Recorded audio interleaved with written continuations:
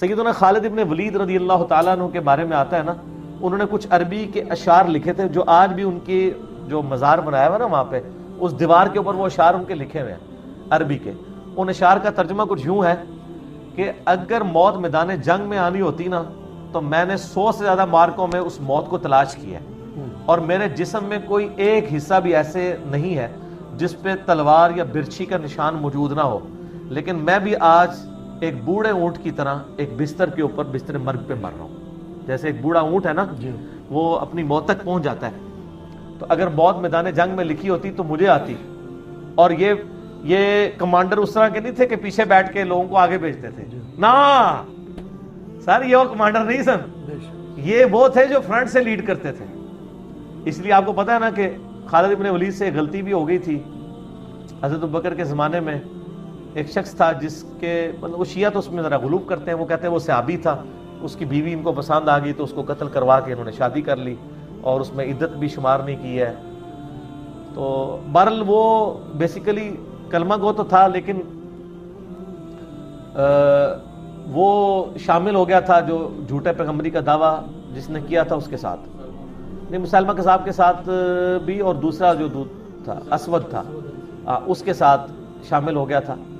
اور پھر جب اس نے یعنی معاملات بگڑتے ہوئے دیکھے وہ علیحدہ ہوا. لیکن حضرت خالد بن ولید نے اس کو جب یعنی سوال جواب شروع کیے نا تو اس نے بکواس یہ کیا کہ صاحبکم کا لفظ استعمال کیا، یعنی تمہارے صاحب کا یہ کہنا ہے، یعنی نبی علیہ السلام کے بارے میں. کوئی شخص یہ تو نہیں کسی کو کہنا تمہارا نبی یہ کہتا ہے، تو کہے گا ہمارے نبی کہتے ہیں. تو سیدنا خالد بن ولید کو غصہ آیا. انہوں نے باقی جو اس کی سٹوری بنائی ہے نا کہ اس کی وہ انہوں نے جو دیگ پکائی اس کے جسم کے ٹکڑے کر کے اس کے سر کے اوپر رکھ کے وہ تو پھر آگے کہانیاں بنا دیتے ہیں نا. اور پھر عورت عدت گزار کے شادی کی، کوئی ایسا مسئلہ نہیں تھا. بال اسی دوران حضرت کچھ اصحاب میں سے ایک صحابی جو ہے نا وہ حضرت ابوبکر کے پاس چلے گئے، جا کے شکایت لگائی کہ خالد بن ولید تو یہ کر رہا ہے. تو حضرت ابوبکر نے اس کو ڈانٹ کے واپس بھیجا کہ تم خالد کی اجازت کے بغیر واپس کیوں آئے، وہ میرا امیر تھا، اس کو تو میں بعد میں دیکھوں گا، تم کس حیثیت میں یہاں آئے ہو. واپس بھیج دیا. حضرت عمر بڑے ناراض ہوئے. انہوں نے کہا کہ یہ تو شکایت لگائی آپ نے اسی کو ڈانٹ دیا. انہوں نے کہا سموتات ڈسپلن کیسے رہے گا، ایک بندہ اٹھتا ہے اس کے اوپر آپ پورا ایک ڈاکٹرائن تو نہیں کھڑی کریں گے. اور پھر وہ وہاں سے بھی نکلا کہ باقی سارے پاگل ہیں جو ساتھ ہیں وہاں، ٹھیک ہے، ان میں ایمان کوئی نہیں ہے. خیر الٹیمیٹلی حضرت عمر دب گئے. حضرت ابوبکر نے تھوڑا ان کو دبا لیا، اور لیکن حضرت عمر کے دل میں تھی یہ بات. اور جب واپس آئے نا جہاد سے تو اب آگے وہ جس طرح تبلیغی جماعت والے کارگزاری سناتے ہیں نا، تو وہ آگے صحابہ نے کارگزاری سنائی. تو حضرت عمار بن یاسر اور عبداللہ بن عمر کو حضرت ابوبکر نے بلوایا، حضرت عمر کو بھی ساتھ بٹھایا. ہاں جی بتاؤ کیا کارگزاری ہے. تو بتاتے رہے اس میں مسیلمہ کذاب کی جو جنگ ہوئی تھی، جنگ یمامہ، جس میں بہت لاس ہوا تھا، اور وہ جنگ کا credit top of the list Khalid bin Walid کو جاتا ہے. وہ جنگ تو آلموسٹ ہار چکے تھے مسلمان، وہ عمر سیریز میں انہوں نے فلمایا وہ سین سارا.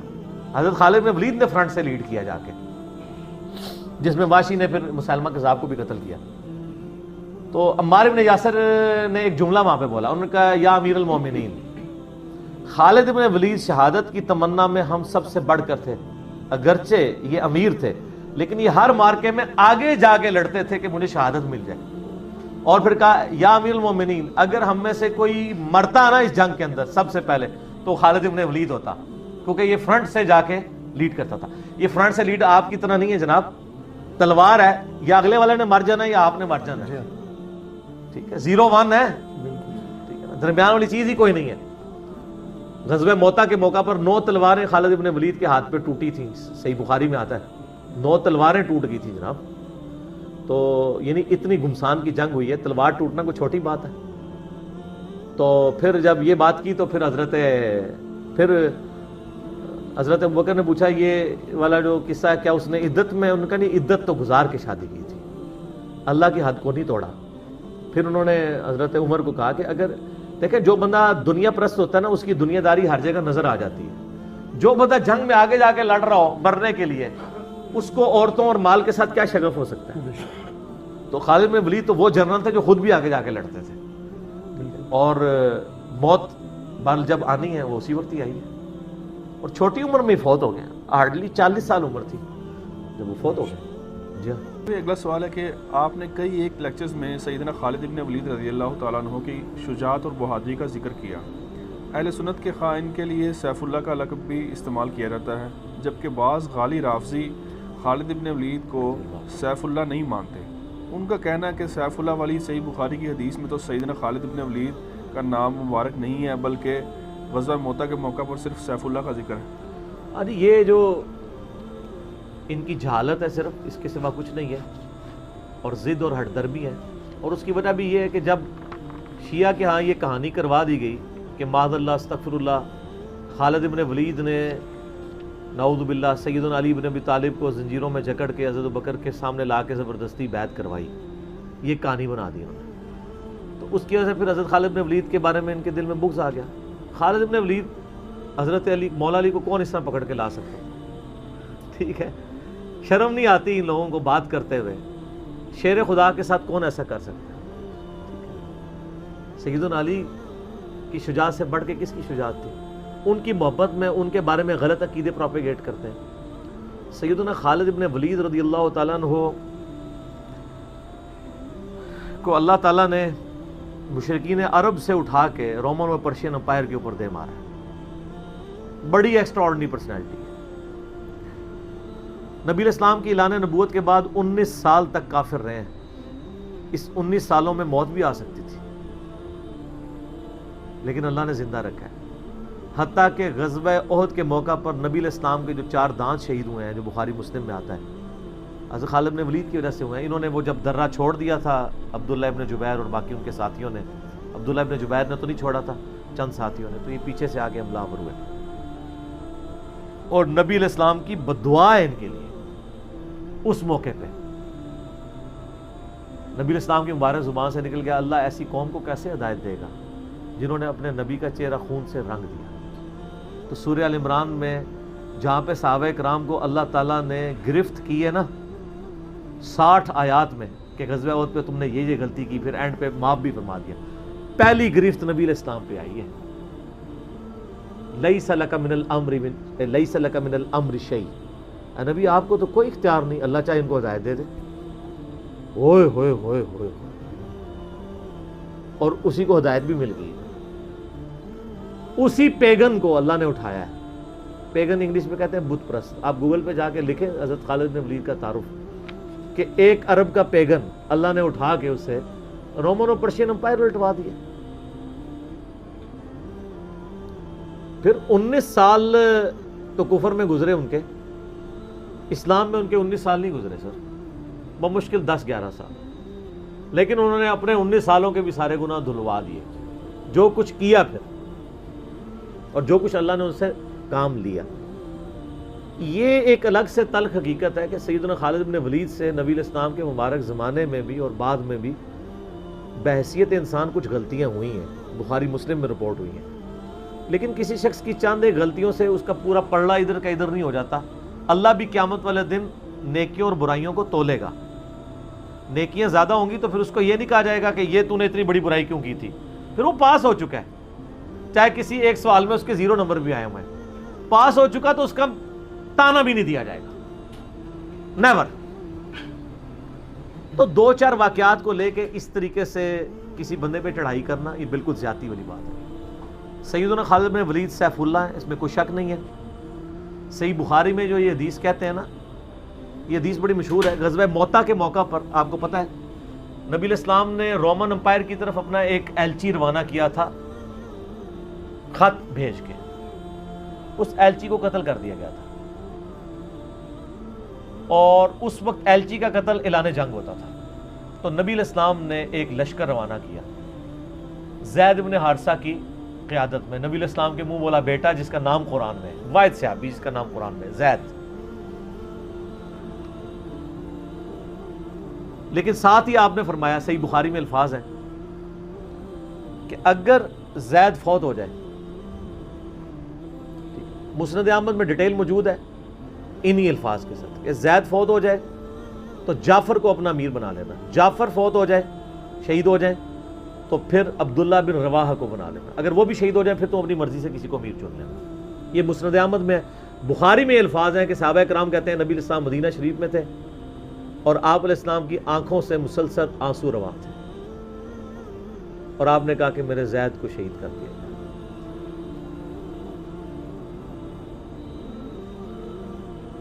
اب مسلمانوں کا پرچم جعفر نے تھام لیا۔ جعفر بھی حضور کے لاڈلے سے، آپ کو پتا ہے، جعفر طیار، حضرت علی کے بھائی، جن کے بارے میں بخاری میں آتا ہے کہ ان کے 2 بازو کٹ گئے تھے، تو آپ علیہ السلام فرمایا میں نے اسے جنت میں اڑتے ہوئے دیکھا، اللہ نے اس کو 2 پر دے دیے۔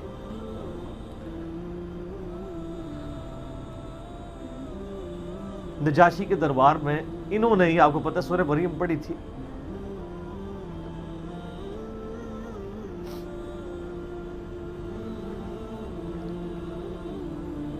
پھر آپ نے فرمایا کہ جعفر کو شہید کر دیا گیا، اب عبداللہ ابن رواحہ نے پرچم تھام لیا، پھر آپ نے فرمایا اسے بھی شہید کر دیا گیا، پھر آپ نے فرمایا اب اللہ کی تلواروں میں سے ایک تلوار کو مسلمانوں نے اپنا امیر چن لیا، اور میں اللہ سے امید کرتا ہوں اللہ تعالیٰ اس کے ہاتھ پہ فتح دے، اور فتح ہو بھی گئی۔ یہ بخاری کی جو حدیث ہے نا، اس کے اوپر امام بخاری نے باب باندھا ہے مناقب خالد ابن ولید، حالانکہ اس میں خالد ابن ولید کا نام نہیں تھا، لیکن اس حدیث کے اوپر باب کیا باندھا؟ خالد ابن ولید، کیونکہ وہ سیف اللہ وہ تھے، سیف من سیوف اللہ، اللہ کی تلواروں میں سے ایک تلوار کے ہاتھ میں جھنڈا آ گیا، اللہ تعالیٰ فتح دے دے گا، فتح ہو گئی۔ اس کے 3-4 طریقے بخاری میں، باقی طریق کے اندر نا خالد ابن ولید کا نام بھی موجود ہے کہ خالد ابن ولید کے ہاتھ میں اب پرچم آ گیا، اللہ نے فتح دے دی۔ اچھا، اور وہ فتح یہ ہوئی کہ بہت بڑا لشکر سامنے سے آ گیا تھا، حضرت خالد بن ولید اپنے لشکر کو بچا کے واپس لے آئے۔ ایک غزوہ موتا تھا، اور صحیح بخاری میں آتا ہے کہ 9 تلواریں حضرت خالد کے ہاتھ میں ٹوٹی تھیں اس دن، 9 تلواریں اس جنگ کے اندر، واپس آ گئے۔ پھر بعد میں خیر وہ ایک رومن امپائر والا پھر یرموک پہ جا کے کنکلوژن ہوئی نا۔ یہاں پہ بخاری میں الفاظ ایک طریق میں خالد بن ولید ہیں، دوسری میں سیف اللہ، اور امام بخاری نے باب بھی باندھ دیا تو سیف اللہ ثابت ہو گیا۔ اسی حدیث کا جو طریق مسند احمد میں ہے، اس میں الفاظ ہیں اللہ کی تلواروں میں سے ایک تلوار خالد ابن ولید۔ جامعہ ترمذی میں ایک حدیث صحیح سند کے ساتھ ہے کہ نبی علیہ السلام کے سامنے سے حضرت خالد ابن ولید گزرے تو آپ نے فرمایا کہ خالد بن ولید کتنا نیک بندہ ہے اللہ کا، اللہ کی تلواروں میں سے ایک تلوار ہے۔ آپ دیکھیں جس شخص کے لیے نبی علیہ السلام کی مبارک زبان سے بددعا نکلی، اسی مبارک زبان سے ان کو اللہ کی تلوار کا قرار دے دیا گیا۔ ذالک فضل اللہ یؤتی من یشاء، یہ اللہ کی بے نیازی ہے۔ آپ تو کسی ایسے شخص کو معاف بھی نہ کرتے جس کی وجہ سے نبی کے 4 دانت شہید ہوئے ہیں، اللہ دیکھیں کیسے کیسے مجرمین کو معاف کر کے کس ایپیکس پہ فائز کر دیتا ہے، بندے نہیں معاف کرتے۔ اس طریقے سے صحیح بخاری میں حدیث ہے، حضرت عبداللہ ابن عباس کہتے ہیں کہ مجھ سے سیف اللہ خالد ابن ولید نے خود یہ حدیث بیان کی، تو بخاری میں خود سیف اللہ لقب عبداللہ ابن عباس نے، کہ ایک دن حضرت خالد ابن ولید نبی علیہ السلام کی بیوی سیدہ میمونہ جو کہ میری خالہ بھی ہیں حضرت عبداللہ ابن عباس، ان کے ہاں نبی علیہ السلام کے پاس بیٹھے ہوئے تھے، تو انہوں نے بھونی ہوئی دب لا کے رکھی، عربی میں دب کہتے ہیں، دال با دب، اردو میں ہم اسے وہ گو، ویسے گو کا لفظ اپروپریٹ نہیں ہے، سانڈا لفظ ہے اصل میں، چھپکلی سے تھوڑی سی بڑی ہوتی ہے، حلال ہے کیونکہ یہ سبزی خور ہے، ہاں یہ سبزی خور ہے، عربی بڑے شوق سے کھاتے ہیں گو، دب کہتے ہیں۔ آپ یوٹیوب پہ بھی دب لکھیں نا تو پوری عربیوں کی ویڈیوز کھل جائیں گی۔ دب لا کے رکھی گئی بھنی ہوئی، تو حضرت خالد بن ولید کہتے ہیں میں بڑے شوق سے کھانا شروع کیا، اور حضور مجھے بڑے دیکھ رہے تھے ایسے، وہ یعنی اتنے ذوق و شوق سے کھا رہے تھے، تو میں نے کہا یا رسول اللہ آپ بھی؟ تو آپ فرمایا کہ میرے علاقے کی غذا نہیں ہے، میں نہیں کھاتا، یعنی حرام۔ ان کا یا رسول اللہ کیا حرام ہے؟ آپ فرمایا حرام نہیں ہے، مجھے پسند نہیں ہے۔ اس سے یہ بھی بات پتہ چلی کہ اگر کسی کو کوئی رزق پسند نہ ہو تو اس میں کوئی گناہ اور عیب والی بات نہیں ہے۔ یہاں تو کہتے ہیں جس کو کدو پسند نہیں ہے اس کی گردن اتار دو، کہنا نہ ہو۔ قاضی ابو یوسف کی طرف ایک جھوٹا واقعہ مشہور کیا ہوا ہے، وہ اللہ نے یعنی اتنی چیزیں اس لیے بنائی ہیں نا، کسی کو ایک چیز پسند ہوگی کسی کو دوسری، تو اس میں بھی سیف اللہ کے الفاظ ہیں۔ اس کے علاوہ صحیح مسلم میں ایک حدیث ہے، آپ کو پتا ہے ذوالخویسرہ التمیمی نجدی خبیث جس نے کہا تھا اے محمد اللہ سے ڈر اور انصاف کر، بخاری مسلم دونوں میں آتا ہے، تو آپ فرمایا اگر میں انصاف کرنے والا نہیں تو کون ہے؟ تو وہاں پہ الفاظ ہیں مسلم شریف میں، یہ بخاری میں بھی حدیث ہے، مسلم کے الفاظ ہیں کہ حضرت عمر فاروق رضی اللہ عنہ کا یا رسول اللہ اجازت دیں میں اس منافق کی گردن اڑا دوں، اور وہاں پہ الفاظ ہیں پھر سیف اللہ خالد کھڑے ہوئے، وہاں بھی لفظ ہے سیف اللہ، انہوں نے کہا یا رسول اللہ اجازت دیں، آپ فرمایا چھوڑ دو، لوگ کہیں گے یہ اپنے ساتھیوں کو مرواتا ہے، کوئی کلمہ گو تو تھا نا وہ، اس کی نسل سے بھی لوگ پیدا ہوں گے، ان کے خلاف قتال کرنے والے مخلوق کے بہترین لوگ ہوں گے۔ اور ابو سعید خدری کہتے ہیں کہ وہ حضرت علی کے زمانے میں جب یہ ظاہر ہوئے تو حضرت علی کے ساتھ مل کے ہم نے ان خوارج کے خلاف قتال کیا تھا۔ تو یہ مسلم میں بھی سیف اللہ کے الفاظ موجود ہیں۔ باقی حضرت خالد بن ولید رضی اللہ تعالیٰ عنہ کی پرسنالٹی یعنی بڑی ایکسٹراڈنری ہے۔ آپ دیکھیں کہ آلموسٹ ان کی جو عمر مبارک ہے وہ بلو 45 تھی جب وہ فوت ہوئے حضرت عمر کے دور کے اندر۔ حضرت ابوبکر صدیق کے دور کے اندر وہ آرمی چیف تھے۔ وہ سر عمر سیریز پھر دیکھیں تو آپ کو پتہ چلے، انہوں نے ایک ایک چیز فلمائی ہے۔ مسلمہ کذاب کے خلاف قتال میں کون لیڈ کر رہا تھا؟ خالد بن ولید۔ جتنے عرب کے قبائل مرتد ہوئے ہیں ان کے خلاف حضرت خالد بن ولید کو بھیجا، اور اس کے بعد پرشین امپائر کا جب جہاد شروع ہوا ہے تو شروع کی ساری مہمات میں حضرت خالد بن ولید تھے۔ تو کرتے کرتے اس دوران کچھ واقعات رپورٹ ہوتے تھے ایسے، حضرت ابوبکر صدیق سے حضرت عمر مخالفت کرتے تھے، وہ کہتے تھے یہ اپنی طرف سے کچھ ڈیسیژن کر لیتا ہے، اس کو چاہیے کہ امیر کی اطاعت کرے۔ تو حضرت ابوبکر صدیق کہتے تھے کہ اگر وہ میرے حکم کا انتظار کرے گا تو 1 مہینہ تو خط پہنچنے میں لگے گا، ایک جانے میں اس وقت تک اس کے ہاتھ سے موقع ہی نکل جائے، تو میں نے اسے اختیار دیا ہوا ہے۔ کوئی موبائل فون یا کوئی اس وقت واٹس ایپ تو ہے نہیں تھا، لیکن حضرت عمر ذرا ڈسپلن کے بہت سخت تھے۔ وہ کہتے تھے اس طرح ان کو خود ڈیسیژن نہیں لینا چاہیے، کیونکہ اس میں 1-2 مسئلے ان سے مس ہینڈل بھی ہو گئے تھے۔ تو جب اتنے بندہ کام کر رہا ہوتا ہے 1-2 مسئلے تو مس ہینڈل ہو جاتے ہیں۔ ہم سمجھتے ہیں مس ہینڈل ہونے کا مطلب ہے 0 سے ملٹیپلائی، ایک طبقہ یہ سمجھتا ہے، دوسرا کہتا ہے نہیں کہ چونکہ اس کی شان بہت ہے لہذا مس ہینڈل ہو نہیں سکتا۔ یہ دونوں ایکسٹریم ہیں۔ وہ پیغمبر ہی ہے جس کو اللہ تعالی نے رول ماڈل بنایا ہے، وہی بیلنس ہے۔ تو پھر جنگ یرموک کا موقع جب آیا، رومن امپائر کے خلاف فیصلہ کن جنگ تھی جو، تو عین میدان جنگ میں حضرت ابوبکر صدیق فوت ہو گئے۔ حضرت عمر نے پہلا ڈیسیژن یہ کیا کہ خالد بن ولید کو آرمی چیف کے عہدے سے معزول۔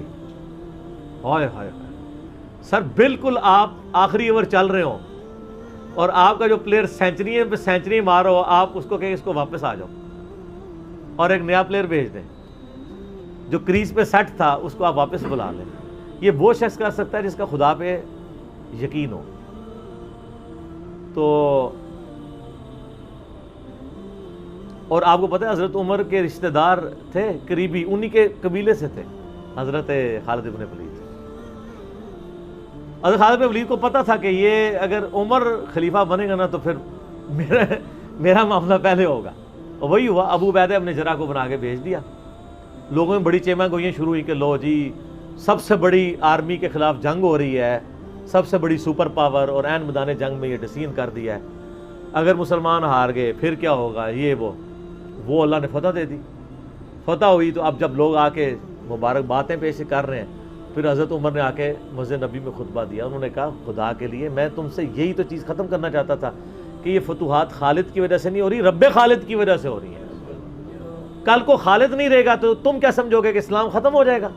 اسلام نے تو آگے چلنا ہے، ٹھیک ہے۔ پھر انہوں نے کہا میری دوسری حکمت یہ تھی کہ مجھے پتہ ہے کہ اب یہ رومن امپائر مسلمانوں کے پاس آ جائے گی، بیت المقدس بھی فتح ہو گیا پھر بعد میں، تو خالد بن ولید جو ہے یہ جنگ کی فیلڈ کا ماسٹر ہے، اور جب کوئی علاقہ فتح ہو جاتا ہے پھر کسی جنگجو کی وہاں گورنر لگانے کی ضرورت نہیں ہوتی، بلکہ کسی ایسے شخص کو گورنر لگانے کی ضرورت ہوتی ہے جو ہیومن انسٹنکٹ سے واقف ہو، جس کو ہیومن مینجمنٹ آتی ہو۔ تو خالد تو ہمیشہ تلوار کے ساتھ ہی کھیلا ہے، اس کو ہیومن مینجمنٹ نہیں آتی، تو میں نے اس شخص کا انتخاب کیا ہے جس کو سب سے زیادہ رسول اللہ صلی اللہ علیہ وسلم کی صحبت کا شرف حاصل ہے۔ اور بخاری مسلم میں حدیث ہے کہ نبی علیہ السلام نے فرمایا کہ ہر نبی کے ساتھ ایک امین ہوتا ہے، اور میرا امین جو ہے وہ ابو عبیدہ ابن جراح ہے۔ ان کو پھر یعنی یرموک میں حضرت عمر نے یعنی آرمی چیف لگایا اور فتح ہوئی۔ اس کے بعد بیت المقدس بھی فتح ہو گیا، کیونکہ ابو عبیدہ جو ہے وہ شروع کے مسلمانوں میں سے مکی دور کے، اب بعد میں لوگوں کو اسلام سکھانا تھا تو ایسے بندے کی ضرورت تھی نا. تو پھر حضرت عمر آپ کو پتہ ہے نا دورے پہ بھی گئے تھے بیت المقدس کی چابیاں لینے کے لیے. تو وہاں پہ کئی واقعات ہیں، ان میں سے ایک جو واقعہ ابو عبیدہ کا جو کہ ذکر ہوا ہے، تو اس کے بعد حضرت عمر ابو عبیدہ کو کہتے ہیں مجھے اپنے اب آپ آفس میں لے چلو.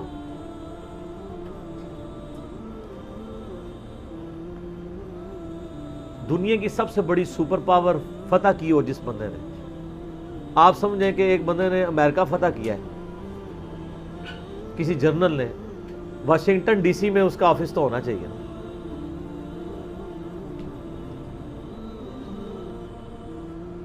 حضرت عمر رضی اللہ تعالیٰ عنہ کو ابو عبیدہ جب اپنے یعنی آفس میں لے کے گئے تو آفس کیا تھا؟ اسی قلعے کا ایک پرانا سا کمرہ جس کے ایک کونے کے اوپر مصلی بچھا ہوا ہے، ایک وضو کی جگہ ہے، لوٹا پڑا ہوا ہے. یہ کل کائنات ہے اس آفس کی جو سب سے بڑی سپر پاور کو جس بندے نے گرایا، ابو عبیدہ ابن جراح نے. حضرت عمر رضی اللہ تعالیٰ عنہ کی آنکھوں میں آنسو آ گئے. انہوں نے فرمایا کہ دنیا نے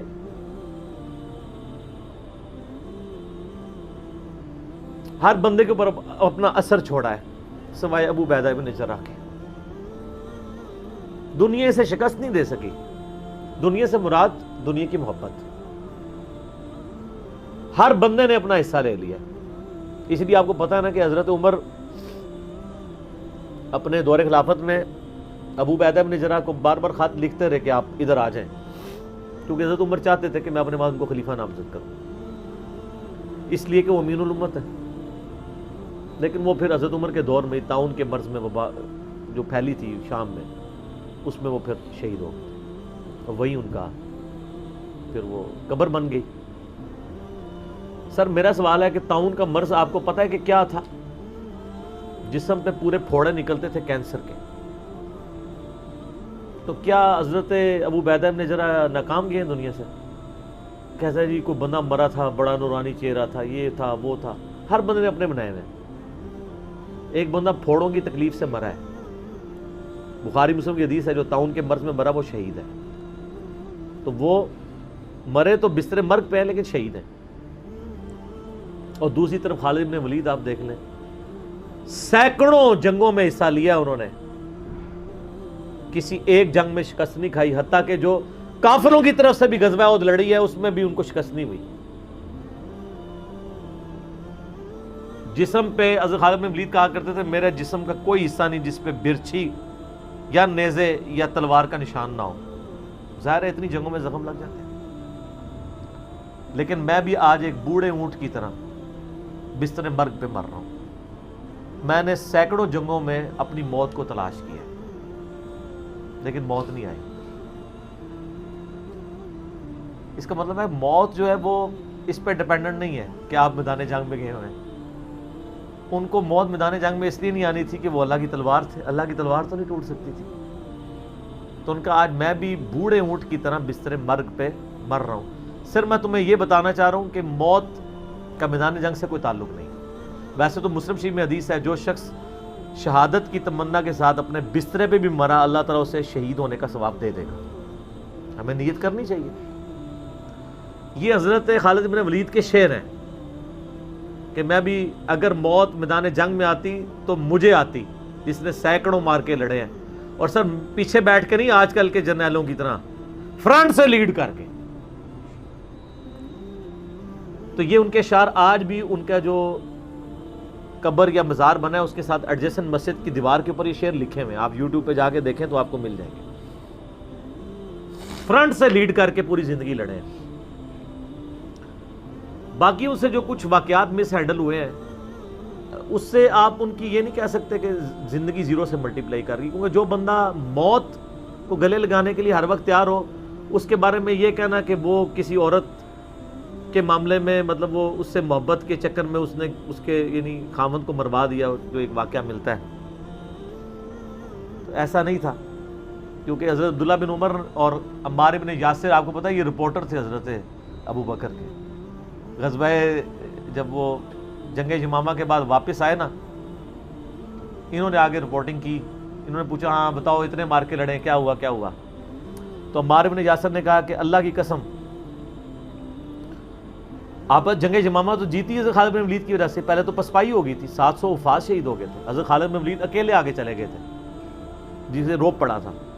تو انہوں نے کہا کہ اے امیر المومنین، خالد ہم میں سے اگر کوئی شہید ہوتا سب سے پہلے خالد ہوتا. یہ ہر جنگ میں سب سے پہلے آگے جا کے لڑتے تھے، اور اگر کوئی سب سے پہلے دشمنوں کے تیروں اور نیزوں کا شکار ہوتا تو خالد بن ولید ہوتا. تو جب جس بندے کی زندگی کی کمٹمنٹ کا لیول یہ ہو نا، اس کے لیے عورتوں کا شگف کوئی شگف نہیں ہوتا. جب بندہ جان ہتھیلی پہ رکھ کے جا رہا ہو، سر یہ ہماری سچویشن نہیں ہے. تو وہ آپ کسی بندے کی اجتہادی خطا یا کہیں پہ کوئی اس کا مسئلہ، وہ ایک علیحدہ بات ہے.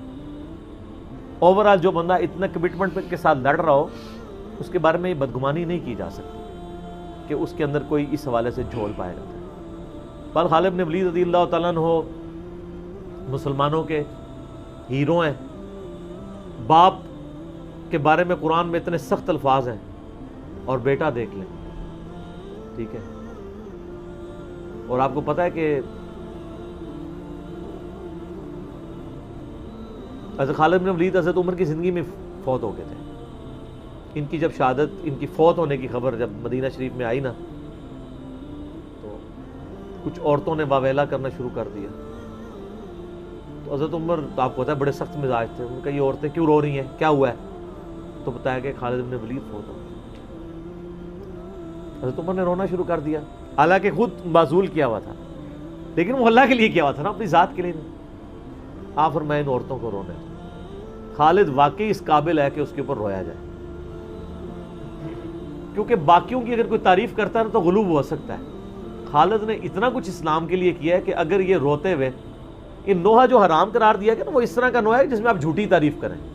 اگر کوئی روتے ہوئے کسی کی سچی تعریف کر دیتا ہے کہ اس کی وجہ سے اسلام کی یہ خدمت ہوئی، سر وہ نوحہ تو حضرت عمر کے اوپر کیا ہے،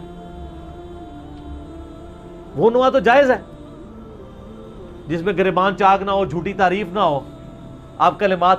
تو حضرت عمر نے کہا کہ خالد اس قابل ہے کہ اس کے لیے عورتوں کو نوحہ کرنے دو، جو کچھ اس نے اسلام کے لیے خدمات کی. حضرت عمر کے اوپر نہیں کیا. بخاری مسلم دونوں میں حدیث ہے، عبداللہ ابن عباس کہتے ہیں کہ حضرت عمر کی میت رکھی ہوئی تھی، اور لوگ آ کے آپ کی میت پہ سلام پڑھتے تھے اور آپ کے لیے تعریفی کلمات کہتے تھے کہ اللہ تعالیٰ آپ کے ساتھ اچھا معاملہ کرے، آپ کی وجہ سے اسلام کو عروج ملا، اور یرموک کے اندر اور قادسیہ کے اندر اللہ نے فتوحات دی، رومن پرشین امپائر مسلمانوں کے پاس آئی، خزانے آئے. اتنے میں عبداللہ ابن عباس کہتے ہیں، بخاری مسلم دونوں میں حدیث ہے، ایک شخص میرے پیچھے آ کے کھڑا ہوا اور اس نے میرے کندھے پہ یوں کونی رکھی اور اس نے کہا اے عمر اللہ تجھ پہ رحم کرے، تو اس روئے عرض پہ ایسا شخص تھا کہ میری خواہش تھی کہ میں اللہ کے حضور اگر پیش ہوں نا تو میں تیرے اعمال کے ساتھ پیش ہوں. ہائے ہائے ہائے ہائے،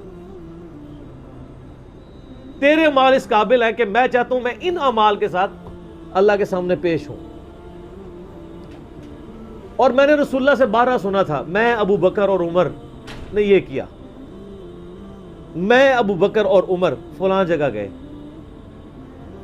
میں ابو بکر اور عمر داخل ہوئے، میں ابو بکر اور عمر نکلے.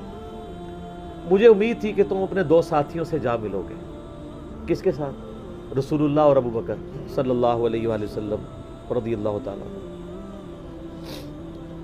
تو ابن عباس کہتے ہیں کہ میں نے جب یوں مڑ کے دیکھا تو حضرت علی بن ابی طالب تھے جو یہ تعریفی کلمات حضرت عمر کی میت پہ کہہ رہے تھے. سر مولا علی کسی کے لیے تعریفی کلمات کے اور اس لیول کے کہ میں تیرے اعمال کے ساتھ اللہ کے حضور پیش ہونا چاہتا ہوں، اس کو اور کسی سرٹیفکیٹ کی ضرورت نہیں ہے، جس کی خود فضیلت میں اتنا کچھ ہے. اور آپ دیکھیں کس طرح اب یہ سارے تعریفی کلمات میت پہ ہی کہے جا رہے تھے، اس طرح کے وہ ان کے لائق تھا کہ ان کے لیے لوگ یہ تعریفی کلمات پڑھتے. واقعی انہوں نے اسلام کو کنٹریبیوٹ کیا. یہاں تو جن لوگوں نے اسلام کا جنازہ نکالا ہے، بدعقیدگیاں پھیلائی ہیں، لوگ ان کی کہتے ہیں بڑی خدمات ہیں. پھر میں بار بار پوچھتا ہوں کیا خدمات ہیں؟ کس صوفی بزرگ نے جو ہے وہ بخاری کا ترجمہ کر دیا ہے اپنی مدر ٹنگ کے اندر؟ کس نے قرآن کا ترجمہ کر دیا؟ پھر کہتے ہیں خدمات ہے. خدمات جن لوگوں کی ہیں وہ نظر آ رہی ہیں. آج تک لوگ ان کا نام لیتے ہیں تو رضی اللہ تعالیٰ عنہ کہتے ہیں, ان کے لیے دعائیں مانگتے ہیں, ان کی زندگی میں بھی, ان کی وفات کے بعد بھی قیامت تک. ٹھیک ہو گیا.